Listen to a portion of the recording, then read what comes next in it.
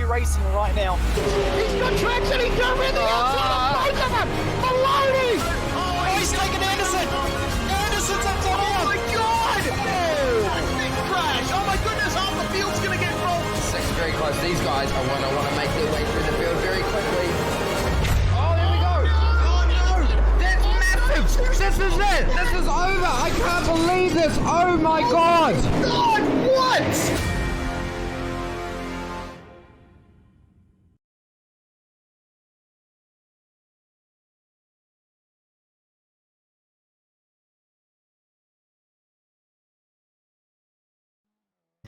Good evening and welcome along to the Australian Turbo Touring Car iRacing series right here on Simspeed TV, as always, brought to you by Simfinity, RMS Race Management Service, RSW Graphics and Apex Imagery, bringing you Season 3 of this fantastic touring car series. Today we go to Lime Rock Park, continuing our trip across the USA this season. And Lime Rock is a track we've seen before in the series, saw it in Season 1, and it provided some very interesting action because you put 30 plus cars on a track with sub 1 minute lap times, you know it's going to be very congested out there on the track. My name is Ryan Jones, alongside me is Cameron Dance, behind the scenes is Jake Kennedy. Cameron, this racetrack doesn't have many great places to pass. No, it doesn't, and we've removed one of those from Season 1 as well, because we're using the classic layout rather than the new Grand Prix layout, so one less opportunity for everybody to pass, which is going to make it that much harder and also that much more important for qualifying to make sure you're further up the grid, so you don't have to worry about getting overtakes done and rather just defending from the drivers behind, which is somewhat simple in plain English, but on track it's a little bit harder, especially when someone is all over your rear end. Yeah, you're most certainly right. So qualifying is going to be crucial. Now remember, with this series we have 2 races, 2 qualifying sessions each and every round. We're also going to be riding on board with 7 of our drivers out there on the racetrack. Thomas Hinds, Jake Sperry, John Miller, Martin Turner, Sebastian, Summer Mizomo and Reese Gardner, all there on your screen, racing from various parts of the world. Don't forget, most of them Australia and New Zealand, but Sperry racing all the way from the UK on a controller. So he'll be towards the back. Martin Turner rocking the hippie pants again, which I love. And Thomas Hinds looking typically angry behind the wheel. Qualifying is underway. As I said, Cameron, this is going to be a crucial session. They do have a chance to right the wrongs if they get it wrong, though, for race 2. But all about the sprint race. Only a 10-minute race. This is the most important session of the day. Yeah, it certainly is. And currently at the top, Riley Preston has showed plenty of pace over the past few rounds and last season as well. So currently doing a fantastic job to put himself in at P1 at the moment. Yeah, quarter of a second over the field there, back to Kobe Williams so far. Looking back at the form guide from Season 1 when we came here to Lime Rock Park, Race 1 was won by Bailey Sweeney, Race 2 by Scotty McCurry. None of those drivers in here today. But Jackson Susan Harlow, who finished 2nd in Race 2, 3rd in Race 1, he is back, of course. And Thomas Hinds was the other driver to pick up the podium in that round 2. So watch out for those guys to potentially be quick today. As I say that, Jackson Harlow goes fastest for a moment before Preston pips it as we ride on board with Martin Turner down the hill now of the final corner. The run out of here incredibly crucial to set yourself up nicely, not only for the end of the lap, but the start of the next lap too. And he's going to come across the line with a 53.955. Puts him pretty decently up into 4th place. Yeah, very solid lap there. And Reese Gardner also up into P3 as well. So time's starting to come in. And remember that they do have 4 laps this time due to the nature of this track with it being so short. So they've got 1 extra attempt than normal to try and get a nice hot lap in. And Kobe Williams to P2 just now. And Brett Cananzi pips him to P2. And it's just literally a race for who wants to be on the front row at the moment. It is Jarek and Jackson Susan Harlow go quicker. And Jarek on pole at the moment by not a huge margin. Jarrett popped out of nowhere into the pole race there to go up ahead of Harlow. Now, where is Riley Preston? He is on his 4th lap now, so Preston did not improve by enough on his 3rd lap. So Jarek then finding a big improvement and a crucial improvement on his 3rd attempt as he runs it up and over the hill. A very tricky corner. The car does not like riding up over the top of that crest. Daniel Tao doing very well as well, back in 6th place. But we'll watch the Pitbox IO eclipse SimSports car through the final corner. Can Jarek increase his margin out at the top of the leaderboard? Just in front of him, Harlow's going to cross the line. Jarek's going to abandon it. Kananzi goes to pole. Harlow is 0.003 of a second slower than him. Where is Preston? Just coming across the line now, and it's going to be Oh, not quite. How close at the top. 3 drivers covered by 0.02 of a second.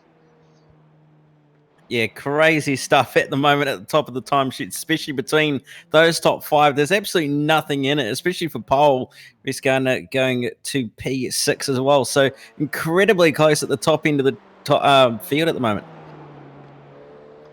Half a tenth across the top 4. John Miller up in 14th at the moment in his second ever round of the series. Made his debut last time out, racing, of course, from Texas, and he's going to come across to finish his session with a 54.293. So it doesn't improve. He's going to be starting in the pack. And why does it say Hayden Veld? Because Veld isn't even in this race.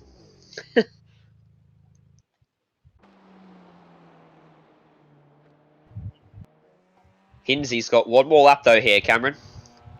Yeah, he certainly does. Currently sitting P9 in the order with a 53.758. Not far off Daniel Tell, who's just ahead of him. And if he can go quicker by a 10th, he'll move up into about 6th place from what I can do by my own math, as I'm struggling a little bit. But he is doing a fantastic job as Hinsley. Obviously won Season 1, the title in there, but didn't quite have the run that he could have had in Season 2, unfortunately, but coming through the final sector now, down the hill into the final corner. Very committed, making sure to plant the car in that apex, which he's done very nicely, run it right out to the edge of the road, possibly clip a little bit of grass on the exit there of the final corner as he comes across the line. It's going to be 53.506, so it does improve and goes to P4.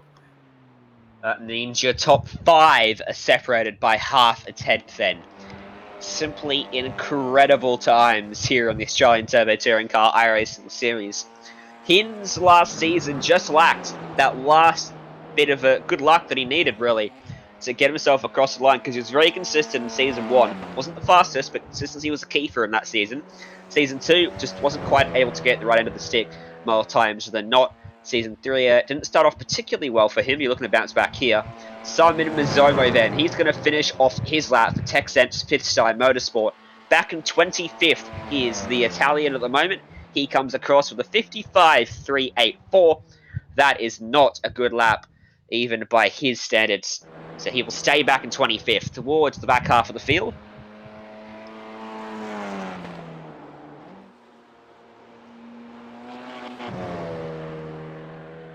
And currently Ole Fontana, the last driver on a lap at the moment, comes through the final corner now. Currently sitting in P29 with a 54.753. We'll see what happens this time. Byers comes across the line and does not actually improve, so we'll stay 29th, and that is qualifying. It is. In terms of time, we have 2 minutes up our sleeve, so we can be very nice and nonchalant and relaxed here. But it's going to be far from relaxed when this one gets underway. We'll go through the grid a little bit later on. Or we can do it now. Let's do it now. No? Yes? Jay? We'll do it now. As you can see, there is a lot of great gelling and understanding up here in the commentary booth, isn't there, Cameron? Kananzi and Harlow on the front row. Preston Hins, 3rd and 4th. Jarek, 5th. Those 5 separated by 500ths. Kobe Williams, Martin Turner, Reese Gardner, Daniel Tao, Dean Ross, rounding out your top 10. On row 6, it is going to be Michael Yip and Ashley Norman, followed by Will Newell and Lachlan Minoff on row 7. Row 8, Mario Vartanen and John Miller, Joshua Cavallaro and Aidan Lewinath on row 9, and rounding out the top 20 on row 10, Mia Ott and Hamish Cleland. Just outside of them, going to be Sebastian Mario Westberg and Matthew Spencer, Benjamin Dahlia and Reese Howell off row 12. Simon Mizomo and Stephen Grimer there behind them, and Grant Matterford and Sam Ross on row 14. Top 30 rounded out by Ole Fontana and Ira Fellberg. The field rounded out by Parry Anastakis and Jake Sperry in 32nd. This is going to be really intense. We haven't seen as close as it's ever been. This is the closest it's ever been at the top of the times, hasn't it, Cameron? With 500, it's covering 5 cars on a track where it's incredibly hard to pass. It's a 10-minute sprint race, and lap traffic probably going to play a part if people run into issues further back in the field. It's definitely going to play a part in a race too. There's a lot to consider for these drivers. This first lap is going to be crazy with everyone trying to get every last advantage they can while they're still side by side. Yeah, certainly. They're going to want to make sure they get off the line, especially well if you are just slightly behind. If you're someone like Jarek, you're going to want to make sure if you can get a nice, good launch, you're going to move yourself up that order. And if you're Jackson, Susan, Harlow and beat Brett Cananzi off the line, you're going to be well and truly in a good position for the rest of the race. But nevertheless, we'll see what happens as drivers are starting to grid up. And yeah, really looking forward to seeing who ends up coming into turn 1 in first place and who ends up where. Going to be one heck of a drag race down to turn 1. We've added someone else to our webcam list as well, with Joshua Cavallaro joining us. And you can just about see the race conditions on your screen there. Green flag time of session started at midday. Green flag will actually fly at 1:20 in Sim. Partly cloudy sky is 37 degrees Celsius, so a little bit more hot than the divers would have wanted, and not much cloud cover to protect the sun from beating down on the track. So it's going to be a bit greasy out there for these drivers. Sub 1 minute lap times means they're estimated to do 12 laps in this race. About the most laps they'll do all season long in race number 1. So 32 drivers trying to filter their way down to turn 1 and 2. A very big double right-hander. And then the track really becomes single file very quickly. You don't want to go side by side up the hill, because as I said earlier, it's very easy to lose it by yourself through there. So this is going to be incredibly crucial. The good news is they start Formula 1 style here.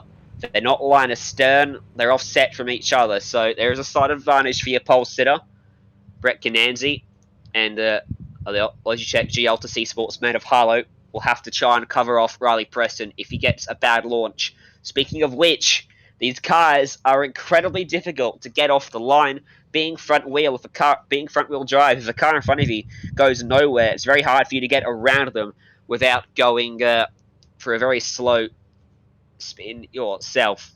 As the time will wind down, it's Cananzi versus Harlow, Preston and Hinds behind them. Then comes 2 more Eclipse cars. Who comes out of turn 2 out front as the red lights come on here at Lime Rock Park for round 2 of season 3. Green flag is out, and a very good start for Jackson Harlow from second. He's got to clear Brett Cananzi down into turn 1, who gets taken 3 wide by Riley Preston. A little bit of contact with Hinds on the outside. They're still beating them bang as Gardner gets turned around behind them. Somehow they're still 3 wide. Hinds now in the middle of an Eclipse sandwich down into turn number 3. They all shake out, and it's Harlow who emerges with the lead. Yeah, certainly. A fantastic launch off the line for Harlow, and also an amazing start for Riley Preston to move up into second from third on the grid after that shocking start from Cananzi. So great start for those front 2 at the moment. Not the best for Cananzi to drop as far back as he has, but nevertheless, a couple of drivers have had moments early on in this race, and there's another one involving Jake Sperry at turn at number 4 as well, so that's not gone too well, but nevertheless at the front of the field really has gone line astern very quickly. You can see, you saw there that Cananzi just dropped a couple tyres out onto the grass at the entry to the final corner, cost him some speed, and Hinds had an advantage for a moment. Wasn't able to capitalise down at turns 1 and 2 though, so he'll sit in behind him. Jarek rounds out your top 5 ahead of his teammate Kobe Williams, so 3 Eclipse cars in the top 6 spots. Very good run for them so far this evening. As you can see the field, all single file. Someone's blown their engine further back down the order. Not quite sure who it is, but big shame to blow it on lap number 1. There is Cavallaro up into 12th place after starting from 17th, up 5 on lap number 1. Benjamin Dahlia up 9 spots on lap 1. He had a fantastic go of it there. Yeah, certainly he has had a fantastic go, and I can actually see there's been a few drivers who are actually in pit lane as well by the looks of it. One of them being some of the Zomos, Matthew Spencer, John Miller. And John Miller was the driver who actually blew an engine, so unfortunate for those drivers by the looks of it. And still couple in the mid-pack, still fighting for position. Couple still trying to work their way up the order as well at the moment. Currently Mir having to deal with the car of Aidan Luath, and currently Mir trying to go around the outside but not going to get it done. sort of behind too, Sebastian Murray Westberg, getting all crossed up into turn 1. Ott ended up on the grass out of the final corner, which weirdly enough gave her a run on Luthwaite down the front straight, but wrong side of the track to make it stick as we cast our eyes to the battle for 6th place, because Cubby Williams is starting to come under some pressure here from Reece Gardner, and so too is Manif back there as well. Yeah, certainly it's all going on at the moment just outside this top 5 between Williams and Gardner. Gardner trying everything he can to try and get it done, but Manif coming under a lot of pressure, from the car of Joshua Cavallaro, who's not going to be able to get a move done. And obviously Minoff also looking to try and find a way past Will Newell as well. He's just doing enough at the moment trying to hold them off as Cavallaro has a look up the inside of Lachlan Minoff. It doesn't quite get the move done, going to be on the outside for the following corner, so he decided to back out of it, but at the moment still trying everything he can is Lachlan Minoff to find a way past, so he's not getting held up. Yeah, and Manif is just unsettled a little bit by the contact from Cavallaro. Had to catch the car, which cost him a bit. He goes for a slide up the hill there. This gets a slight run in favour of Cavallaro, but he's not quite close enough as you ride on board with him now. Looking back at his laser focus on that screen as he tries to make something happen here on the back of the number 41 car. As they start to spread out now, there's been a mistake for Reece Gardner. He's slowed down the main straight just in front of these drivers. Don't know if Will Newell will get there to pass him. He won't. But Gardner ended up off the track and lost a lot of time out of the final corner. All by himself, just went right off. And off as well at the first corner is Ashley Norman. Has to take the long route round and just about avoids getting into one of the Roth cars as he re-enters the track. Yeah, not too ideal there for Ashley Norman. And that's the thing about this track is if you run just slightly wide and drop a wheel off, you end up well and truly off the circuit and dropping down the order so rapidly because there's no pavement around here. It's all grass. So you touch it and you're just going to be on an ice skating ring and going for a bit of a wild ride. So, yeah, really unfortunate for Norman there. But Harlow at the moment doing a fantastic job to hold off Riley Preston, who's still charging very hard, slightly quicker that last time by compared to Harlow, but just can't seem to get it done. And look at this, side by side with the third car looking behind as well. That's Cavallaro out the front. Manif stuck on the outside of Benjamin Dahlia through turn 2. Dahlia makes the move. Cavallaro almost gets into him and then gets hit by Manif, who goes for a slide. They all save it and they're bumper to bumper. A huge rush hour jam up of traffic here. Dahlia emerges out front ahead of Cavallaro, Manif, Luthwaite, Mia Rock, and Daniel Tao slices up the inside of her. Look out for Dean Ross trying to find a way by as well back there.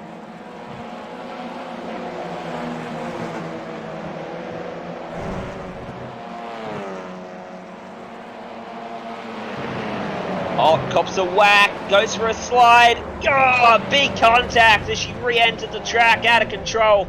Loses to front right, Reece Howe. The unlucky man in that with big damage to the front of his car. That Audi TCR completely destroyed from that. Take a look at the replay here.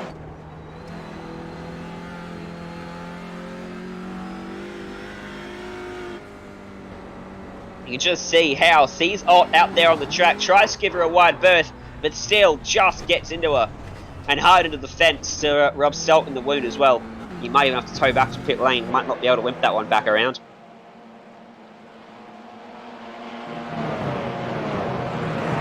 Don't forget, Lachlan Manif has a lot of real-life experience as well in motorsport, running around in Toyota 86 categories and even competed in the Bathurst 6-hour. Or, well, he was supposed to be competing in the big shot on the front straight. And there's a big crash between Cavallaro and Sebastian Murray Westberg there, Cameron.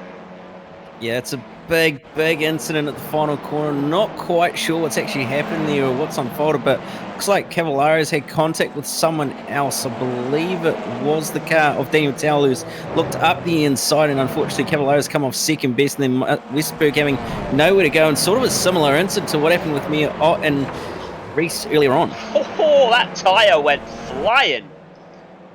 That one went into the trees and probably just about landing now. As we look at the battle for 8th place, Mario Vartanian trying to fend off Gardner, who's trying to recover after that mistake just there at that corner. A few laps to go as Vartanian tries to shake the draft and cover down the main straight. Now ducks back to the left, trying to keep Gardner as far out of the toe as possible, but Reese did a good job to stay glued to the back bumper down towards turn 1. It wasn't close enough for a move though, but if he sets himself up nicely through the rest of this lap, he should be close enough next time of asking. Yeah, certainly should be close enough by the time if he can get a nice, good run on Vartanian, who's trying everything he can to try and hold off Reese Gardner at the moment for this final spot inside the top 8. And Vartanian going to have to try and defend. And Reese Gardner's going to end up nearly in the fence there and off the road, but just manages to hold on off at Vartanian. That is a remarkable move. Round the outside, up the hill, almost into the fence, but he got it done and pushed himself up into P8. Props to Gardner for that one. That has worked an absolute treat. There's under 2 minutes remaining then in this race. Only a few laps remain. And the battle for the lead is very much in Harlow's favour. He's got a second margin, but it's Riley Preston on back where it's really close with Kananzi under a lot of pressure from Hins. Jarrett just behind as well, lurking, watching for a possible mistake in front of him. And Preston's not comfortable either. Yeah, certainly not. You can just see there's not a lot in it between these four. And lap time wise, there's not even a tenth between them. We're talking half of a second and half of a tenth if that. So there's just no room for error between these top 5. And Jackson Susan Harlow now coming through into lap traffic. So lap traffic's going to start to play a role here, but we haven't got too much longer left in this race. It should be the white flag this time by, I believe. So this is going to be in favour of Harlow now. He's got a car between him. I think they'll get another lap after this. They cross the line with 2 seconds more than the last lap time remaining. So they should get there. As Preston's really closed up to Harlow, hasn't he? He's all over the back of him. He was 6/10 quicker last time by. That Altus Esports man might have to defend from the Evolution Racing Team driver here on this final lap. And they come back around the start-finish stripe. Preston is right there as they run up the hill, over the curve on the right, over the crest, which you cannot avoid. It's awkward no matter how you come across it. Through turn number 6, 7, and through the final corner then, they'll come across and they'll see the white flag on their screens for one more lap at Lime Rock Park, the top 4, as they come across the line covered by just 1.2 seconds. Yeah, unbelievably close between this, and the quickest of that group as well was Thomas Hins that last time by. So there's clearly pace in some of these drivers, but Preston's just struggling at the moment in this first sector to keep up with Harlow, and it's going to end up coming under pressure with Kananzi and Hins is really starting to pressure the back end of Kananzi as well to try and see if he can get a move done to move into a podium position, but doesn't look like it's going to be happening. Just a couple corners remain for Harlow then, and there's no more opportunities for these drivers to make a move. Mistakes excluded then. Through the final corner, Jackson Susan Harlow picks up where he left off in Season 1 at this track, and he is going to take out Race 1 here of Round 2 of Season 3 of the Australian Turbo Touring Car iRacing Series, and he gets his night off to a strong start. Still another qualifying session and a feature race to come. As across the line comes the rest of the field. Big battle there, headed by Dahlia, who wins out out of a whole host of drivers. Yeah, it looks like Lachlan Minoff didn't quite manage to get on by Benjamin Dahlia despite trying to pull off a last lap move, but nevertheless, and then ran a little bit wide in the final corner as well, and nearly allowed Dean Ross to try and get a move done, but not quite enough of a run and not quite a big enough of a mistake. So Minoff holds on for a P12 finish, but what a race. It was just so close at the front. It certainly was. And let's take a look at your race results then. As that sign in the background might be one that some drivers want to pay attention to. Drive even faster in race number 2, because they're going to have pit stops to contend with as we just await those final results to pop up on our screens and we can run you through them.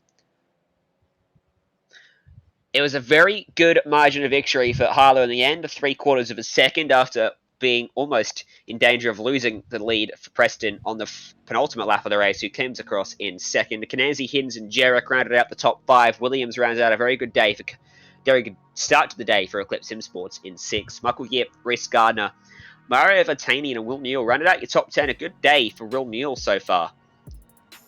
Yes, certainly. And Benjamin Daly in 11th, followed by Lachlan Minoff in 12th, 13th to Dean Ross and Aidan Lou 8th in 14th. 15th will go to Daniel Towell, followed by Hamish Cleland in 16th. 17th, Martin Turner after not the best start in the world, and Ashley Norman will finish in 18th. 27th to 19th from Grant Medford, so great drive from him and rounding out the top 20, Reese Howell.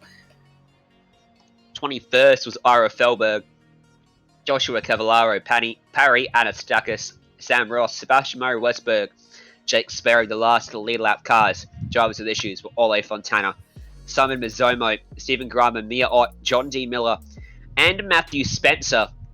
Don't go anywhere. Stay with us here on Simspeed TV. Still a second qualifying session and a race to come. And we'll be right back for that after this quick break.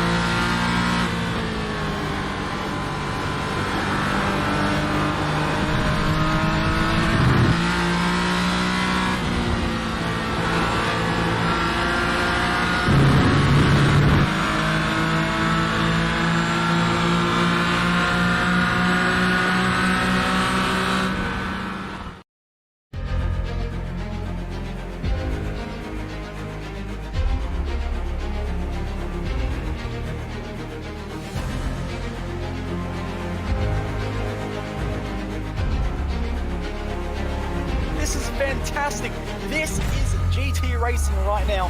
He's got traction, he's got rid of the outside of both of them! Maloney! Oh, he's taken Anderson!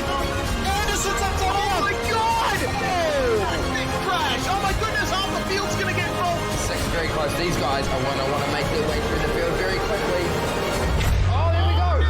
Oh no, that's massive. This is it. This is over. I can't believe this. Oh my god. God, what?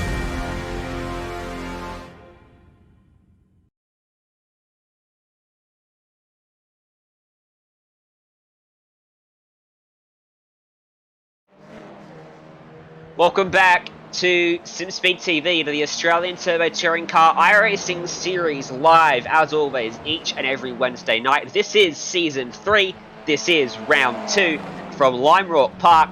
Race 2 about to come up. Before that, we've got a qualifying session to set the grid. We just saw a very exciting first race, a couple of big shunts out at the final corner. This race could be even more crazy because a pit stop is going to be in the works. You have to pit for 2 tyres at least. Well, you're not going to pit for more, but you're going to have to pit for 2 tyres, Cameron. Yeah, you certainly are, and it's going to make it all that much more interesting. We saw in Season 1 that there were drivers pitting immediately after lap 1. There were some who were going till the last lap. There were some pitting around midpoint. It just depended on where you were on track and where you were in relation to traffic around you. So it's going to be interesting to see if the strategy is similar to what it was in Season 1, or whether it's completely the opposite and everybody just waits later. So yeah, we'll see what happens. And of course, we've seen everything over the 2.5 seasons so far. Lap 1, last lap, literally pitting on the last lap and getting black flagged. That's the only caveat. You can't pit on the final lap. You can pit coming onto the final lap, not at the end of it. But other than that, you've got free reign, and the races aren't long enough for tyre wear to be an issue, so it doesn't matter where you pit. It's based on where you are that's the deciding factor. We often see a lot of lap 1 pits. Whether we see that today because of how close the field's going to be to getting lapped on the short racetrack. If you're at the back of the field, you probably don't want to do it early. If you're at the front, you can probably get away with it. But it's definitely going to be something to watch out for. So, as always, another 10-minute session coming up here to set the grid. 4 laps, same as race number 1. And what we'll do is we'll look at some drivers that we haven't focused on so far today. Someone like Matthew Spencer, sporting a nice camo racing stripe down the centre of his car, number 13. Spencer's been running around in the series for a couple of seasons now. One of the drivers who's been improving week on week, and at the end of race 1, he was inside of the top 15, I do believe. So having a pretty good evening so far. We're looking to back it up here in qualifying. Yes, certainly. He's done well over these past few seasons, and it's just had that consistency to get some nice, consistent results and end up in a reasonably good position in the championship overall over the season. So, yeah, he'll be trying to build on that once again, and obviously trying to improve as well. He runs a little bit wide through the top end of the circuit, but nevertheless, it'll be going reasonably well again. And Stephen Grimer as well, another driver to possibly look towards and see what he can do. Stephen Grimer, yeah, 065. He's going to start his lap and try to get it off to a very good start as he runs through turn number 4 now, up onto what is technically the back straightaway, but as you can see, it has 2 corners in the middle of it. 2 debut drivers for this evening, too, while we're out on board with the crime. I'll just touch note on the number 77, which is Mario Vertanen, who we saw in race 1. It's his debut. So too for Aidan Luthwaite. Both those drivers we saw in the thick of it in their debut race. So they'll be looking to carry on the strong form as we'll keep watching Grimer with the big Australian flag on the top of his car. Sponsorship from Velocity Motorsport magazine. He's going to come across the line. First driver to set a lap time. Going to be a marker of 55.660.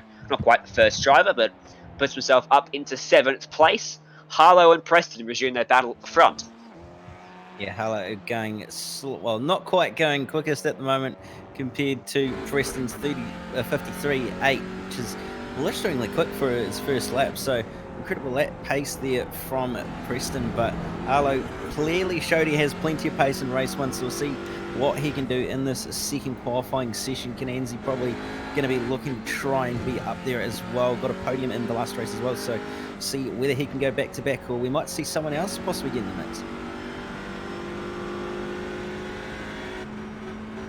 Hamish Cleland going to complete lap number 1 of his session. and he props into 9th place for now as he changes spots as I call him out. Ryan Jarrett goes up into provisional pole. Top 3 are tied again. 53.771 from him. Preston knocks him off with a 6.97. 700th clear of Jarrett. What a massive margin that is. Jake Sperry is last. I haven't even looked at the timing screens. I'm just assuming there. Well, he hasn't set a lap time yet, so you're pretty much bang on at some point. I love you, Sperry. Down onto the back straight-ish then, and before he heads up to the uphill and the West Bend, they are the actual quarter names. You got to admit, the wheel work is actually pretty good for a controller. And if you ride on board with him, you'll see the laser focus is just as high as those with the wheel as well. Yeah, certainly. Wheel work with the controller, not obviously the easiest thing in the world with it being such a short throw, but you can see even leaning as well for the benefit. So really is it trying to get his maximum amount of pace out of the car. 54.840, so puts himself up into the order to mix things up a little bit. Obviously sitting P22 at the moment, but you know, they're still trying. So your top 4 now. Jackson Susan Harlow's propped up. Riley Preston sits in 2nd. Ryan Jarrett in 3rd. Martin Turner in 4th. They're all on their final laps now. Turner going to be the first driver of those quadret, we call it, to complete a lap. No, in fact, I think it's going to be Harlow. So Harlow's going to come across the stripe. His final effort will be a 53.277. Fastest lap of the evening for him. Martin Turner gets knocked down by Canazzi, who goes to 4th. Riley Preston comes across 53.303, 300th shy of Jackson Susan Harlow. Now, Preston had a very good launch from 3rd in race 1. If he starts from 2nd, Harlow's going to have to watch out. Jarrett, his session's done, and he's a long way off the pace. Dean Ross puts in an identical lap time to our screens, but he does go ahead of him with a 47.6. Yeah, fantastic lap there by Dean Ross. And actually Norman also P6 as well. So a very solid lap time from Norman there. And also Daniel Towell moving up the order into P9. Reese Gardner into P11. Lachlan Menoff into P13 as well. So a couple of drivers starting to set some representative lap times further down the order. Sam Ross into P19 by the looks of it. So you're already starting to really shake up the order. And Reese Gardner up to P6. Dean Ross is a stunning lap time there. Every now and then, Dean Ross comes out of nowhere, blows us out of the water with a stunning effort to put himself on the first couple rows of the grid. He has got pace. It comes in flashes, though. I can't wait for the day that the pace becomes a expected thing from him, and he can start fighting with guys like Harlow week in, week out. Thomas Hens across the line, 54.340. That's 1.1 seconds off the pace. However, for Hens, it is his first lap. The tyres have got us come up to 10th. It becomes less and less of a talking point because we become more and more used to it. It was at once a very new thing to have actually cold tyres in iRacing, but now it's a standard. They have to deal with it just like they do in real life. It is still incredibly difficult on cold tyres to go very fast. That's why the lap times improve each and every lap here. Yeah, certainly, and it does add that little bit of strategy as to how you approach qualifying in terms of warming the tyres up and making sure you can try and extract the maximum amount of pace in the very few laps that you do, as the tyres obviously aren't going to get to optimum temperature in 2 laps time. It might do in 4 laps, but regardless, it's a very short amount of time for the tyres to try and get any sort of T-input pressure. And as Sebastian Murray Westberg comes out of the final corner, he's going to come across the line, and he is going to stay... No, he's actually going to improve by the looks of it. I'm assuming Sebastian's streaming. I wonder what he has got on that green screen behind him. Nothing. Oh, what a waste of a green screen. Come on, Seb, that's my request. I want something cool on the green screen. Oh, of course, he uses it to cut himself out. Now, that is also a very good feature of having a green screen available to your streaming setups. Now, he's still got another lap up his sleeve, as does Thomas Hins, who's now 18th, slowly improving. You want to improve by a little bit more. He's not quite found the heights of his race 1 qualifying pace as of yet, but he's still got another lap after this one. Through the final corner, and hits the apex nicely, runs it out as wide as he can, just keeps it out of the grass. He used all of the available racetracks, should be pretty fast across the stripe. It's at 210 kilometers an hour. The lap time is not validated, so we got an off track somewhere. It's going to come down to his final effort here. Let's ride on board for a lap around this Lime Rock Park circuit. You can see Hinsey doing a really good job trying to wheel this thing around this little track, but also very complex, running right out to the left-hand side through the right, through one of the right-handers on this track, comes up towards the first rise that you have to deal with, running it right out, trying to straighten the wheel up before you get over the rise. Obviously, being front-wheel drive, you're going to get a lot of understeer through that section, coming through the final two corners now and down the hill towards the final corner, setting up to hit the apex very nicely like he does, to run it right out to the edge of the road, now onto the front straight to complete the lap. Is it going to be quicker? Is it not? We'll see when he crosses the line. 53.70 Nice. 30 up to P8. Pretty decent effort. He doesn't look happy. That shake of the head from Hins, and he will go to analyze what went wrong for him there in that session. Cool feature of iRacing. You can jump out of the car when you're done. Have a look at the replay, look at it from a lot of different angles, and you can really analyze where the mistakes were made to prevent yourself from going to pole. Your track, your club, here's your grid for race number 2 of the Australian Turbo Touring Car iRacing Series, round 2, here at Lime Rock. And it was Jackson, Susan, Harlow, and Riley Preston on the front row. Dean Ross and Ryan Jarrett will start behind them on row 2. Brett Cananzi, Reece Garner, 5th and 6th. Action Norman and Thomas Hins, 7th and 8th. Martin Turner, Kobe Williams, running out the top 10. Row number 6 is going to have Daniel Towler and Will Newell. Row 7, Michael Yip and Lachlan Minoff. Row 8, Mia Ott and John Miller, Mario Vartanian and Joshua Cavallaro on row 9. And rounding the top 20, Aidan Luate in 19th and 20th, Benjamin Dahlia. Lining up of 21st will be Hamish Cleveland with Sam Ross alongside him. Matthew Spencer and Grant Matterford starting 23rd and 24th. Mizomo and Howe 25th and 26th. Mizomo starts 25th in both races. At least he's consistent. Stephen Grimer and Ara Felberg 27th, 28th. Sebastian May Westberg and Ole Fontana round out the top 30. And field rounded out by Parry Anastakis and Jake Sperry.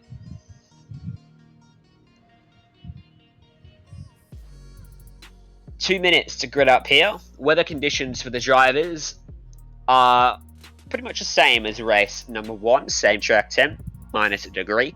Race distance not quite half, not quite double, despite being double the time, because you have to come into pit lane. That's going to shave about 30 seconds off your lap time, which is half a lap at the very least. Plus, you've got to stop, make it into the lane, and you've got to make sure you get over to the right-hand side of the track to come down to pit lane here at Lime Rock Park as you come out of the final corner, so bear that in mind. When you come out of pits, it spits you right into the early apex zone of turn number 1.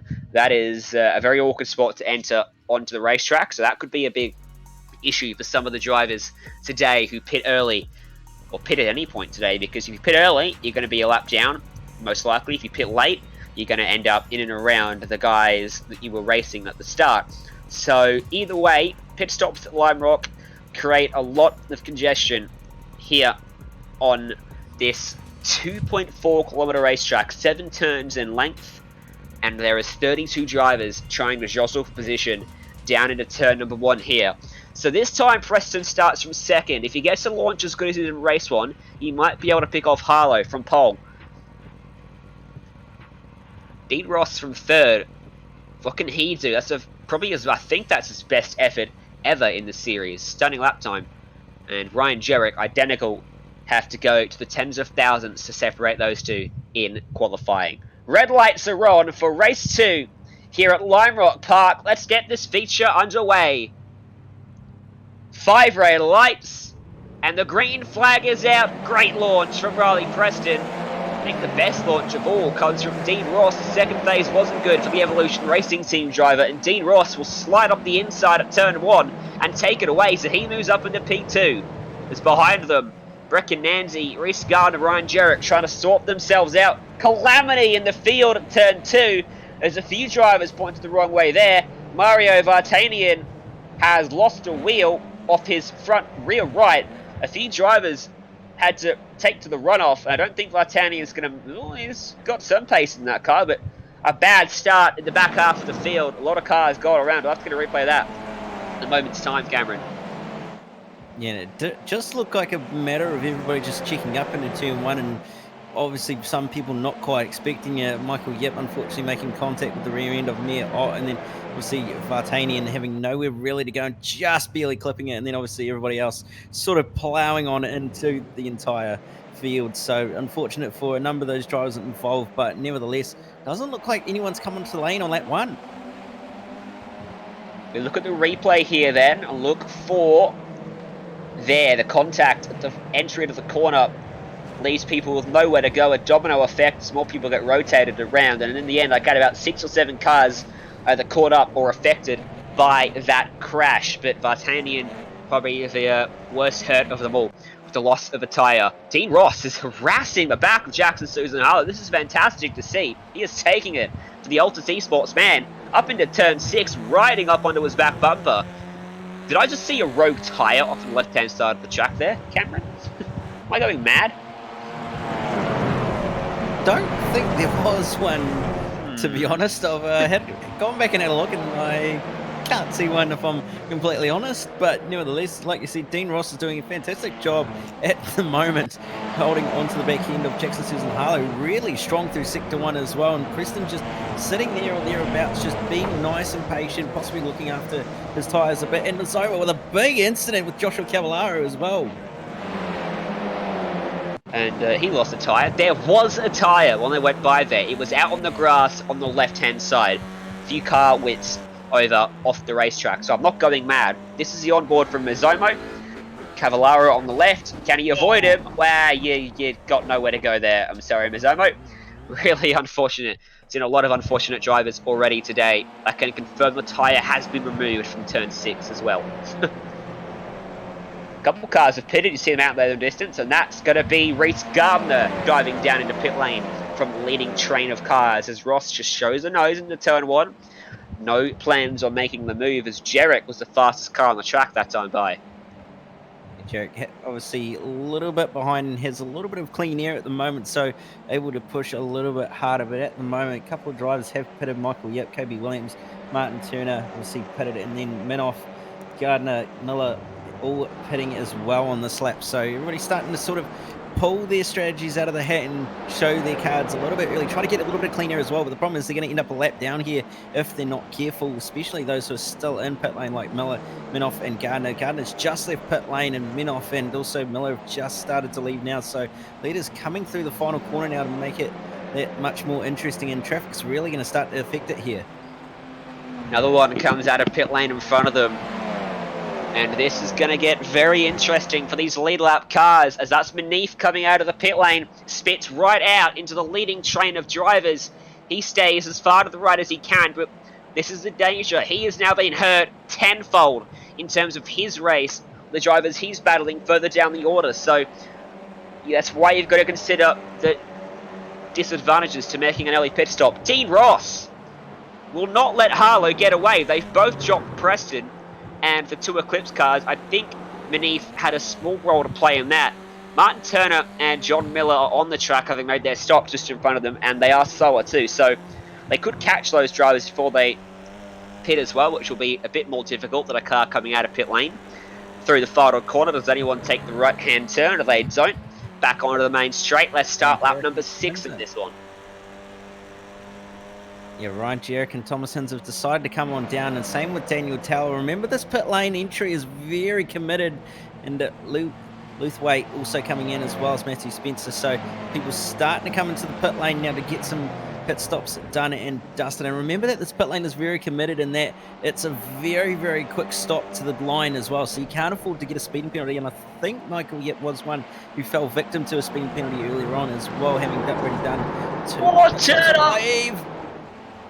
That was right in front of your race leaders. John D. Miller getting turned into the fence. And that almost was disaster for Harlow and Ross. Right, but quite a margin now as Harlow gets tucked up and stuck on the back of Turner, who went for the big lunge up at turn 5. No room. And Miller escorted heavily out into the fence on the outside.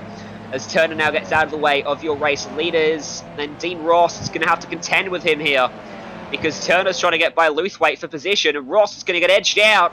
And all the good work that he's done to keep himself glued to the back bumper of Harlow comes unstuck, as Harlow now holds about a 15 car length advantage. Yeah, that car's really starting to play a role in this race, and it's really helped Jackson Susan Harlow get a nice little break of pressure from Dean Ross, who's just been charging so hard for so long, but unfortunately these lap cars really starting to mix things up, as Sperry has gone off by the looks of it at turn number Certainly 1. right in front. Is that Mirot down in the grass as well?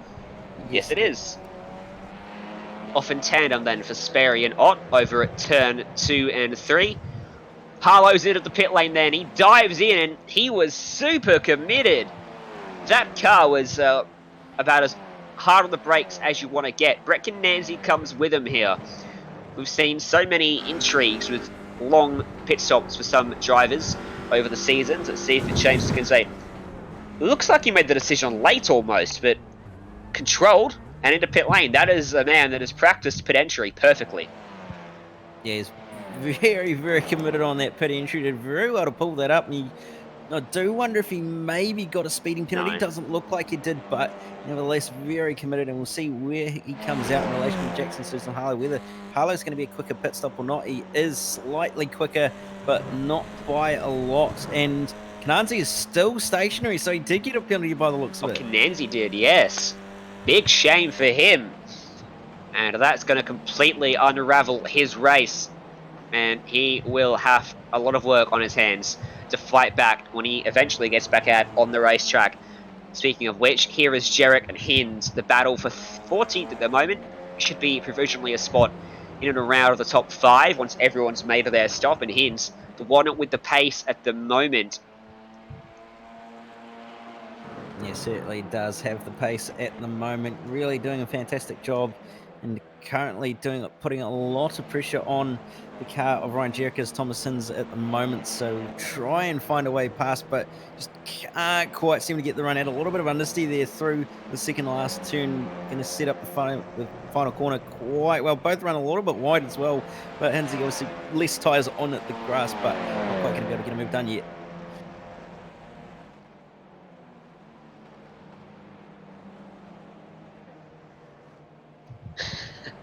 Laser focus that Hinsey has.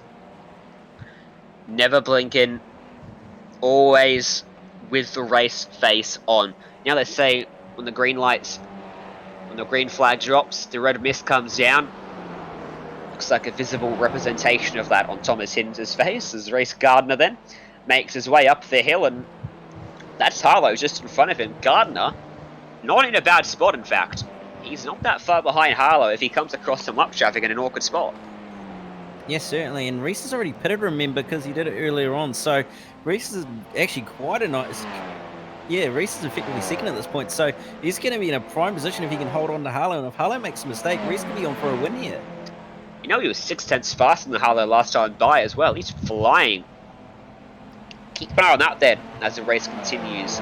It's into its second half as Dahlia comes out of pit. It's going to come out right in front of a train of 4 or 5 drivers.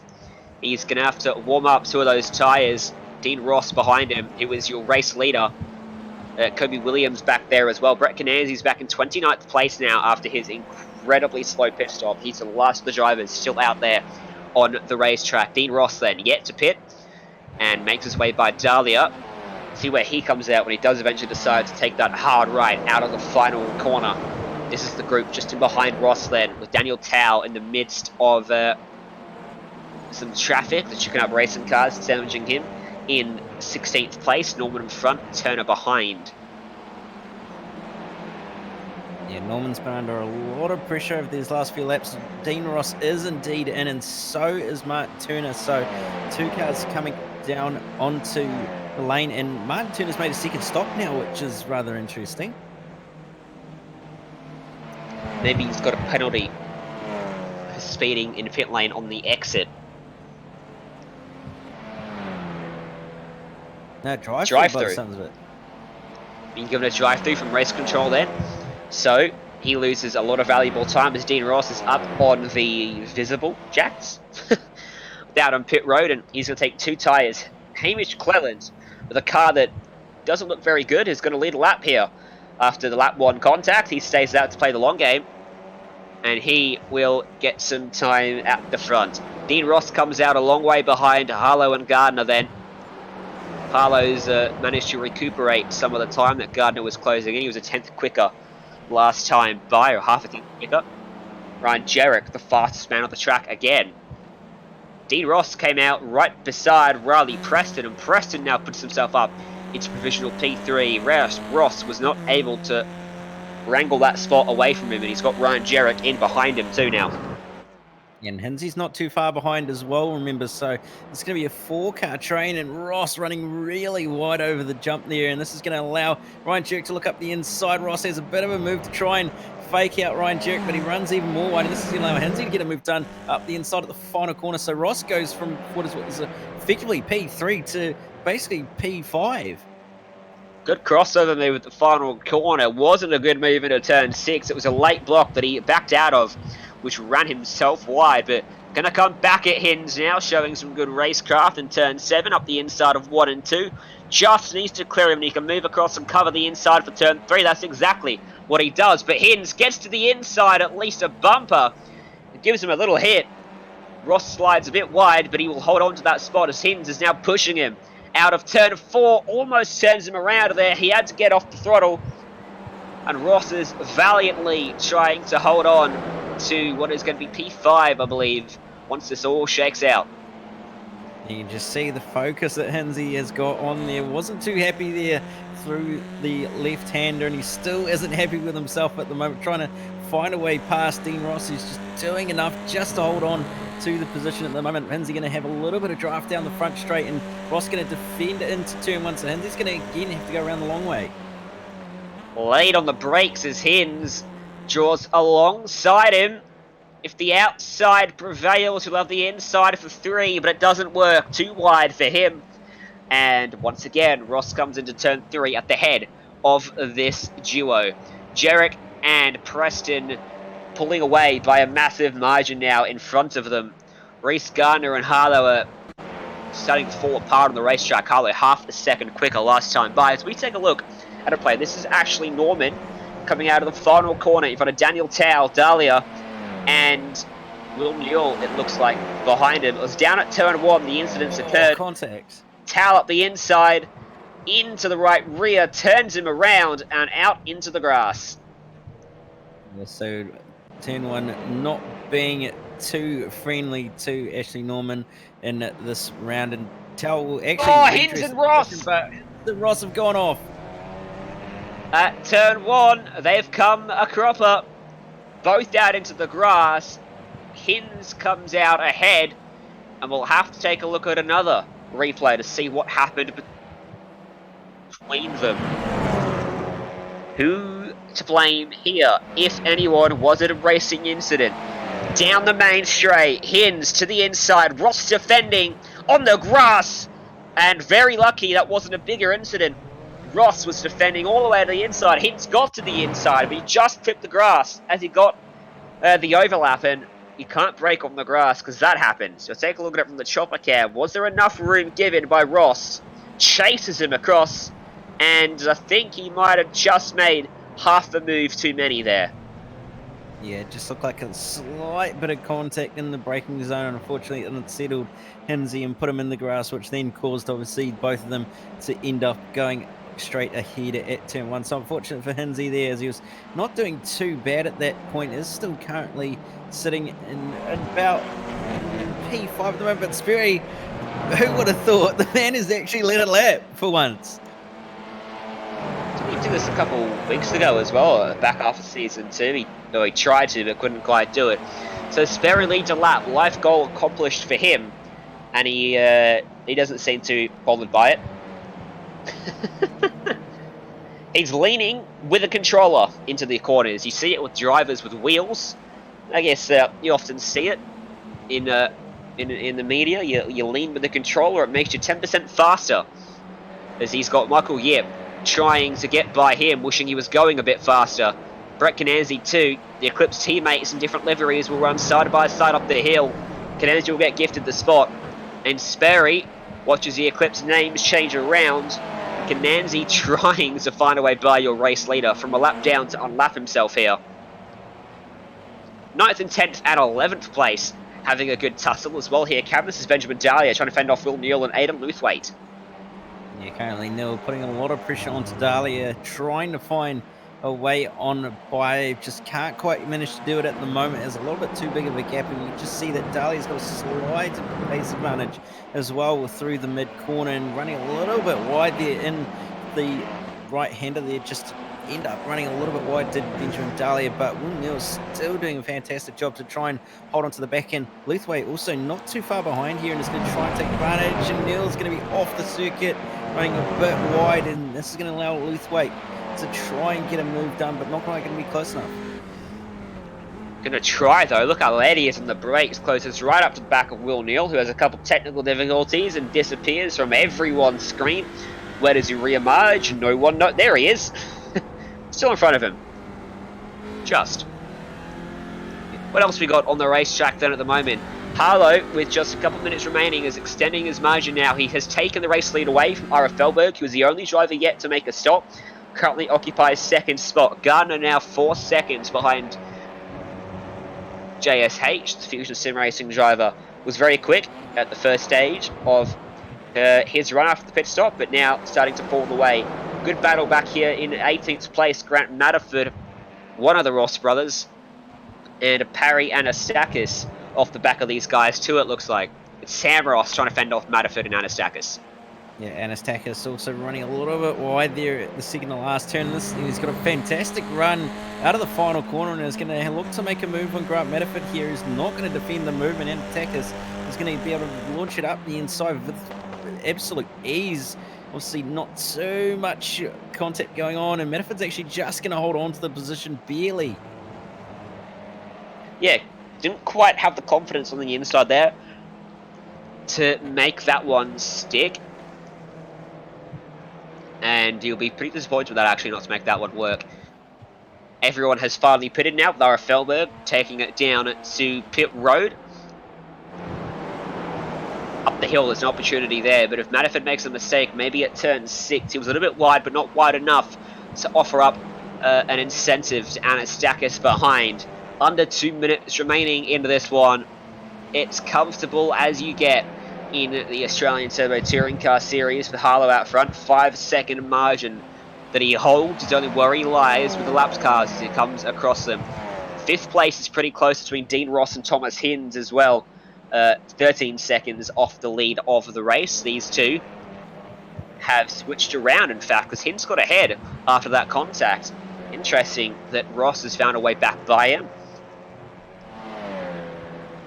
Yes, certainly. It's quite a battle going on there, but at the moment, Preston starting to Preston really closing in on Gardner here, and that gap is just diminishing very, very quickly.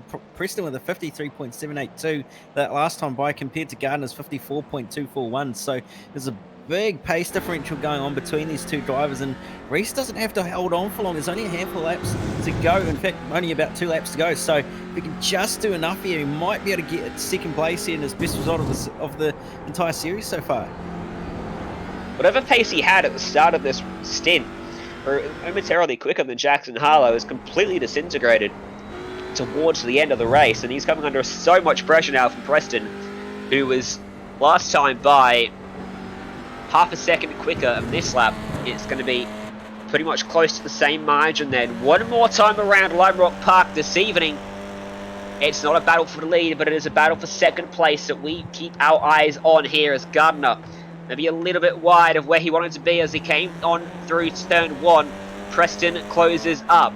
Remember, 4-lap newer tyres for Preston compared to the Fusion Sim Racing car in front. So that's why he's so much quicker now, and why Gardner's starting to fall away. Almost onto his back bumper. There's 6 seconds off your race leader, so he'll be finishing the race as they come through the final corner. Through turn 5. Needs to be smooth over the crest. It wasn't great, but it might be good enough for Gardner. I don't think the Panther Race Fuels guy is going to get there as we go to the front, because Jackson Suzel Harlow is going to make it 2 from 2 here at Lime Rock Park and 4 from 4 in Season 2. of the Australian Turbo Touring Car Series. Gardner fends him off to claim his best ever result in the series. And look at the excitement for him as he breathes a big sigh of relief as he claims second place on the podium. And he is stoked with that. Yeah, he very much is happy with that. But Kobe Williams has just made a move at the final corner on the car of Luthwaite. But Luthwaite's going to have the run out of the final corner, is just going to nose ahead of Kobe Williams for the final spot inside the top 10 for a 9th place finish. There was a closer finish behind them with Ashley Norman and Daniel Tao separated by 0.02 of a second in battle for 12th place across the stripe. Tao just losing out. Luthwaite, of course, winning a top 10 here after joining Synergy Sim Racing, so a good result for that team as more drivers crossed the line. The field has wrapped itself up with Harlow now getting himself out to a handy margin on the championship after taking out every single race so far. These are your final results from Lime Rock Park. A 6.5 second margin was what got it done for JSH, back to Reese Gardner and Riley Preston. Ryan Jarrett and Dean Ross rounded out your top 5. Thomas Hins in 6th ended up behind Ross despite the contact and ending up ahead of him. We still don't know how Ross ended up back in front. Benjamin Dahlia, Will Newell 7th and 8th. Aidan Luthwaite claiming a top 10 ahead of Kobe Williams across the line. We'll go back to Lachlan Minoff in 11th, followed by Ashley Norman in 12th, 13th to Daniel Towell and John Miller in 14th, 15th to Hamish Cleland from 21st on the grid. So a very solid drive from him, as well as Sam Ross from 22nd on the grid to 16th, 17th to Grant Matterford from 24th. So another solid drive. Perry Anastaka from 31st. So a number of drivers having very, very good drives through the field in the mid-pack, and rounding out the top 20 will be Matthew Spencer and Mia Ott. Yeah, and you can see the rest of the results there on your screen, because we're going to have a chat to our double race winner today, 4 times in a row to start the season off. Been a pretty good start for you, Harlow. Yeah, can't complain. Been perfect start. This track was probably, I wasn't really looking forward to this one. This is probably one of my least favourite tracks, so it's good to get that out of the way, and we'll push on to the next one. In terms of qualifying, it was incredibly tight out there, a product of what is a very tight racetrack, but also the quality of the field. You know, it does seem like it is improving week on week. Every time we come, it gets closer and closer at the top. As you move forward to the next 4 rounds, and it's a short championship, don't forget, so only 6 rounds in total, who do you really pinpoint as your main rival for the championship? Oh, yeah, it's getting harder each week. Probably Riley. He's putting in like, each week for the last 2 weeks, he's been really pushing me hard. So has Ryan and Brett and all those guys. So yeah, I don't really have one guy that I need to beat. I just got to go out there and beat them all and see where we end up at the end of the day. Done a good job so far for Altus Esports. Next week is Daytona, the road course, thankfully, not the oval. A bit of a lot longer track than this. It includes almost the entire oval section, plus the infield. Slipstreaming there is going to be incredibly key. Going to be very hard to pull a gap. We're probably going to see the lead exchange hands a few times. How's your mindset going to a race like that, where you know you're probably not going to be able to pull the gap on the field? Oh, yeah, we'll see what happens when the time comes. I got a couple of races I got to focus on before that, like the GT4 thingy for the Porsche support category. But yeah, when the time comes, I'll focus on that. And yeah, don't mind not pulling away. I always love a battle, so I'll just have to race hard and hold them off. All right, well, good luck for that. Before I let you go, now's your time to plug your sponsors.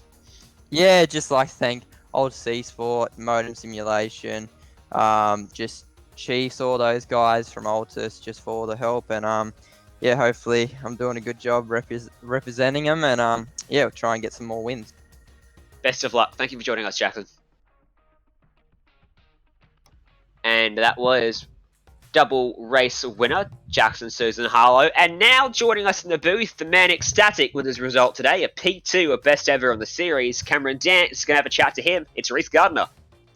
Well, Reese, you definitely can't be too displeased with that second place and your best result of the whole series so far. Yeah, oh my god, man. I'm absolutely pumped. I was looking forward to this round already. It's a track I very much. I do tend to prefer circuits with majority right turns because obviously I'm disabled. I can't use my right arm completely, so less left-hand turns the better. And I guess this was finally a race where I didn't put myself out of contention with a dumb error. You know, coming in on lap 3, I got perhaps the best possible pit stop I could. I must have pulled it up perfectly. It was like 19 and a half second pit stop time. So, yeah, from that point on, I knew I was in the running for a podium. Well, in terms of the pit stops, did you already have in mind to pit early, or did you sort of want to go a little bit longer possibly than you might have thought that you were going to? I was thinking about pitting longer. I was thinking about coming in end of lap 4, but I thought to myself, might as well come in end of lap 3, you know, because it seemed like that there had to be one person to blink first and take that early pit stop. So I guess I just went for it. Fortunately, I managed to nail it. Well, we're going to one drafty boy of a track up next, Daytona Road Course. So you're looking forward to any sponsors you want to give any shout outs to? Really looking forward to Daytona. It's a track that is deceptively difficult, and I'm looking forward to putting in some sends into turn 1 and seeing if we can get this thing to hit the rev limiter. My sponsors at Fusion Sim Racing, we got Dripping Paint Graphics, we got Eclipse Signage, we got Daryl Carter Plastering as well. Thanks, guys. Well, there you have it, Ryan. P2 in race number 2, and you're standing by with P3, I believe. Yeah, Riley Preston joins us up here in the booth. Good result today, Riley. It seemed for a moment you were almost going to be able to challenge for the win in race 1. Wasn't quite to be, but talk us through your evening. Yeah, thanks, guys. Not too bad tonight. 2 podiums. Qualifying in general is pretty good, but the race pace is still lacking a bit. Not sure how I'm going to fix that, but well done to Jackson for both the wins tonight, and well done to Reese in race 2 as well. It was a really good effort. Yeah, and well, in terms of Jackson, he's dominated the first 4 races, hasn't he? But you've been the driver, I think, who's been most consistent coming up behind him. So I would say you're probably one of the best chances of stopping him in terms of not only a race win, but the championship this season. Going forward, you said you don't know how to fix your race pace. What can you do to try and improve and find that last couple tenths or something to just get ahead of him to maybe then just try and defend for the race? Yeah, it's a bit of a struggle because my strategy so far has been to try and get ahead in qualifying and try and hold him off, but obviously a bit too slow tonight to do that. But in terms of the race pace, I'm just not sure. Just struggling on the tires in this car. I'm not too used to driving the front wheel drive cars as of yet, so hoping I do improve on that throughout the season. But yeah, hoping to maybe snag a win in the next race. Yeah, well, next race is a Daytona Road Course. Slipstream there might help you with your lack of race pace, as you say, because it's going to drag you up to the back of the car in front for most of the circuit. Expectations heading in? Daytona's never been a favorite track of mine, and I imagine it's going to be a bit hectic. 3 wide into turn 1 all the time, but yeah, looking forward to it, and I'll do my best. Sure you will, and your best will probably be good enough for a podium at the very least. Before we let you go, now's your time for the sponsors to get their plug. Yeah, big thanks to Panther Fuel, MIR Raceline, and JRT, and the guys at Evolution Racing Team. And a big shout out to my fans in the YouTube chat. Alex Galizia supporting me every week, keeps me going. Yeah, good to have some fans tuning in each and every week. And my fan is my mum, so at least you've got someone else tuning in other than your mother. Good luck, though, for the rest of the season, and we wish you luck. Good luck. Cool, thanks, guys. How many times can you say good luck when you're going to get someone out of the booth, Cameron? 3 times, apparently. Let's wrap this one up. That was a very good evening. Yeah, it certainly was a very, very good evening of racing. Plenty of interesting moments and plenty of close ones as well. But Daytona's up next. A lot of drafting going to be happening. There's going to be a lot of limiter bashing probably as well. So looking forward to it and seeing what strategies and what sort of moments happen there. Going to be fun, but before that, coming up on Simspeed TV, plenty more events tomorrow. Dirt racing with the Oceanic Dirt Sim Racing events and the 360s. On Friday, we have the VR City Sprint and the Truck Series. And NIS, of course, on Saturday with Scops on Sunday. A big weekend for us. Make sure you like us on social media. Stay up to date with all our latest comings and goings in the broadcasting world. Subscribe to us on YouTube so you don't miss a moment. And you can catch all the action right here on Simspeed on YouTube. From myself, Ryan Jones, and from Cameron Dance alongside of me, and Jake Kennedy behind the scenes. Thank you so much for tuning in, and we'll see you next time.